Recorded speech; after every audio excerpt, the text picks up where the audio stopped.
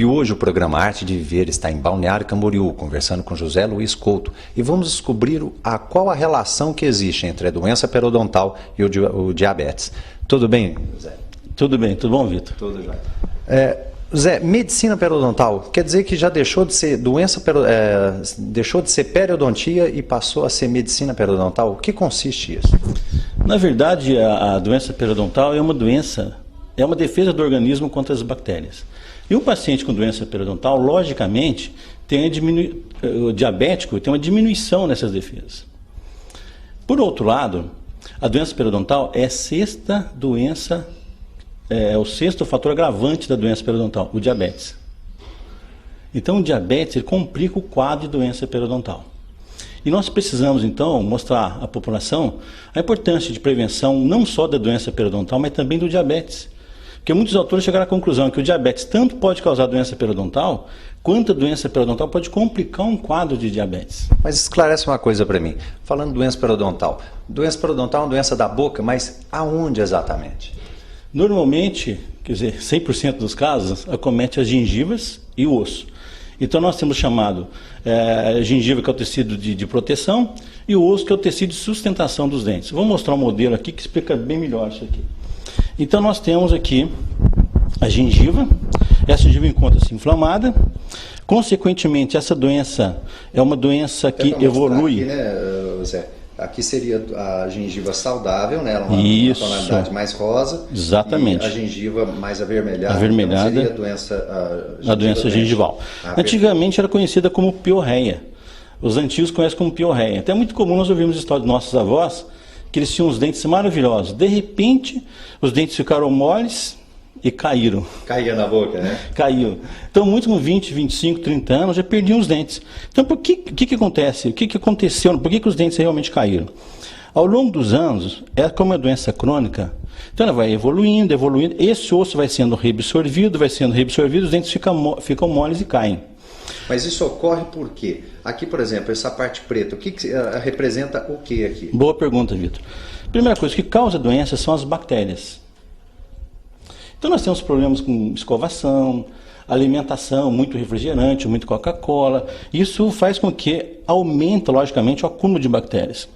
E se elas não forem devidamente removidas, e para escovar, realmente nós temos que precisar de motivação, de comunicação, de psicologia, nós temos que procurar mudar os hábitos dos pacientes. E de forma inconsciente, porque de forma consciente, eu escovo os dentes 2, 3, 4 vezes, se for de forma consciente, eu não limpo direito. Agora, automático, tudo que nós fazemos de bom nesse mundo, nós fazemos de forma automática.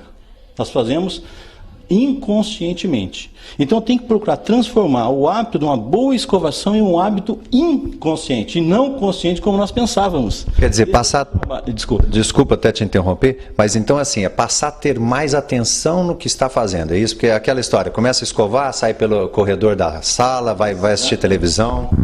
De manhã eu posso escovar com um pouquinho mais de pressa, mesmo porque nós temos que levar filhos na escola, a correria do dia a dia, principalmente nas grandes cidades.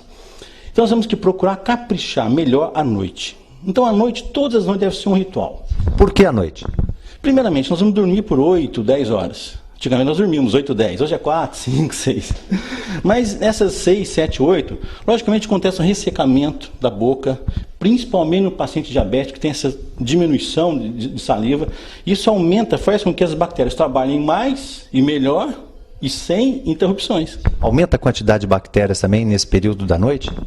Eu não poderia classificar como aumenta. Quer dizer, o que diminui é a defesa do organismo. Mas aumenta, por que aumenta? Vamos imaginar que a pessoa efetua uma boa higienização antes de dormir, efetua um bochecho com flúor, logicamente vai complicar a vida das bactérias.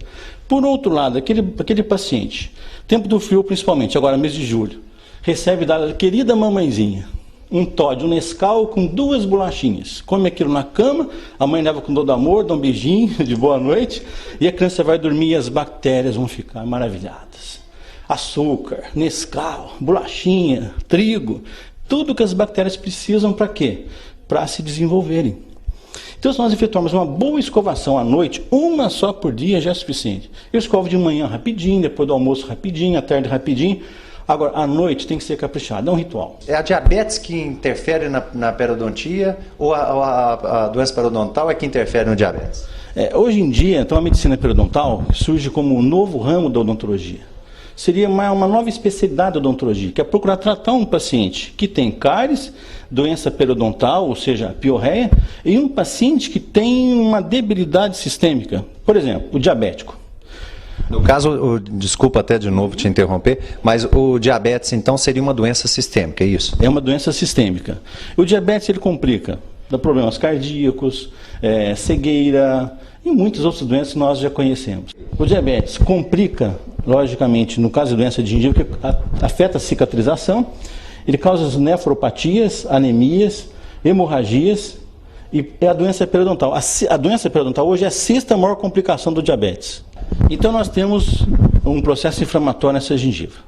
Logicamente depende da resistência do hospedeiro, ou seja, da pessoa. Então de um lado nós temos as bactérias e de outro lado nós temos os neutrófilos polimorfos, nucleares neutrófilos, que são os primeiros agentes na defesa dessa doença aqui. Então, se o paciente é diabético, primeiramente, as bactérias que ficam dentro dessas bolsas periodontais são bactérias gram-negativas anaeróbias, a maioria. E o paciente diabético faz com que essa área se transforme em um caldo de cultura, alimentando as bactérias. Então, o grande problema do diabetes, de um lado, dificulta a cicatrização, de outro lado, predispõe ao aumento bacteriano. Esse pretinho aqui é o que tinha naquele outro modelo. Exatamente. Então, no início da doença periodontal, nós temos a placa bacteriana. Se essa não for removida, a própria saliva promoverá a calcificação dessa placa, que antigamente era mole, no início é mole, e com o tempo, graças à calcificação da saliva, o cálcio contido na saliva, essa placa se calcifica e transforma-se no cálculo ou tártaro, como é mais conhecido. Então esse pretinho é o tártaro. Então quando eu vou no dentista e promovo aquelas chamadas raspagens, essas raspagens procurarão logicamente eliminar esse tártaro, que foi uma placa esquecida pelo paciente ao longo do tempo. Então eu tenho que, antes de raspar, eu tenho que realmente aprender a cuidar dessa gengiva, aprender a escovar os dentes direitinho. Hoje nós temos escovas unitufos, escovas elétricas, e preço assim que dá pra gente, todos podem adquirir. E a grande maioria, é verdade isso, que a grande maioria dos brasileiros tem doença periodontal? Olha, 3 em cada 4 pessoas apresentam a doença periodontal. Quer dizer, mais de 90% da população. De 75 a 90, agora dificilmente se encontra uma pessoa sem doença periodontal em uma de suas fases. Pode ser uma inicial, uma gengivitezinha, até uma doença mais avançada. Então, quando começa muito mal ato e os dentes começam a ficar moles, é porque o quadro está avançado. E isso também vai complicar o quê? Vai complicar, inclusive, a colocação de implante, que está muito em moda hoje. Então, as pessoas perdem os dentes e acreditam, eu posso perder e depois eu coloco implantes. O problema é que, como a doença periodontal se incumbe de destruir esse tecido ósseo, logicamente, fatalmente, vai complicar a implantação de um implante e até mesmo a colocação de uma dentadura chamada prótese total. Bom, Zé Luiz, eu quero agradecer a sua presença aqui com a gente no programa Arte de Viver.